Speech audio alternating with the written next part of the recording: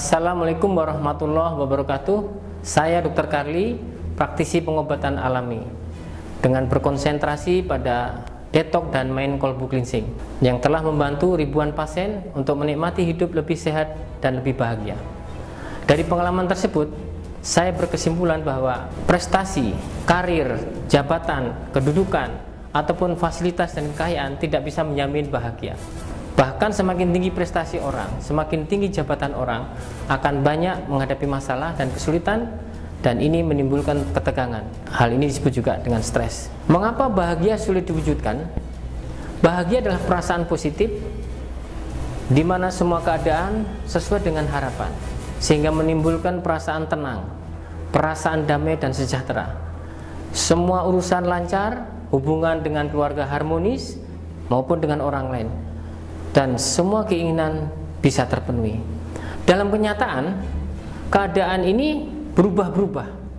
Bahkan lebih banyak kita alami adalah keadaan yang tidak sesuai harapan.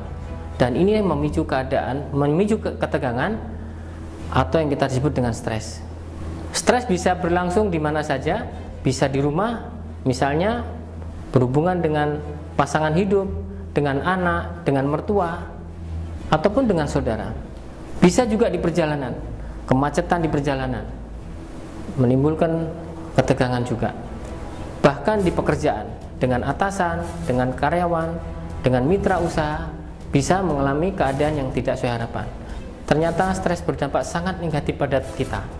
Yang pertama terhadap kesehatan. Dampak dari stres ini akan menghasilkan hormon namanya kortisol, atau disebut dengan hormon stres. Akibat daripada peningkatan hormon stres, maka kortisol, testosteron, estrogen akan turun, dan ini berpengaruh pada vitalitas kita. Dampak stres yang kedua adalah meningkatkan radikal bebas, atau disebut dengan stres oksidatif.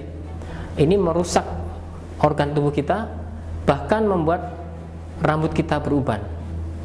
Dan yang terakhir, dampak daripada stres tadi adalah saraf otonom kita menjadi tegang, kaku, dan itu membuat otot kita menjadi kaku dan gangguan pada pencernaan.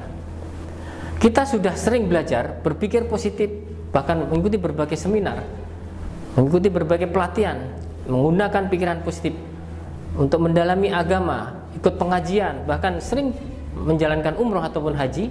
Tetapi ternyata ketika kejadian itu negatif menimpa pada kita masih bereaksi negatif. Nah, ternyata hasil daripada pengalaman saya, rekaman negatif atau pola reaksi negatif yang sudah kita pelajari sejak kecil itu direkam sangat kuat di otak kita, dan menolak dengan rekaman yang baru, sulit dihapus. Kesimpulan, dengan otak kita akan sulit bahagia. Melalui perjalanan panjang, saya mendapatkan pencerahan dan karunia yang luar biasa dari Allah, yaitu teknik mengaktifkan kecerdasan kolbu.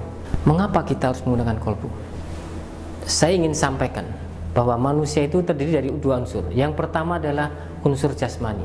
Jasmani terdiri dari organ kita, dan pusatnya adalah di otak kita ini.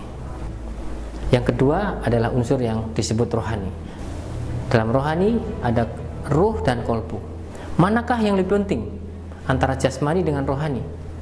Pasti Bapak dan Ibu akan mengatakan rohani. Kenapa?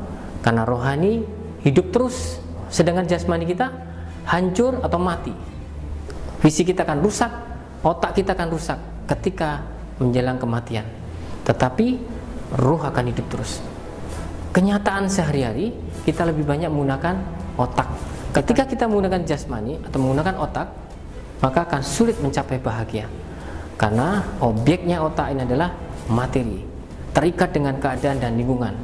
Oleh karena itu harus dirubah menggunakan rohani atau kolbu. Manfaat dengan menggunakan kolbu: pertama, kita bisa menyembuhkan luka emosi. Yang kedua, menghilangkan marah, menghilangkan cemas, dan membuat hubungan dengan harmonis dengan keluarga, dengan orang lain. Untuk belajar lebih lanjut, saya undang Anda untuk hadir pada event workshop saya, Smart Kolbu Revolution. Saya tunggu Anda untuk menikmati hidup bahagia. Assalamualaikum warahmatullahi wabarakatuh.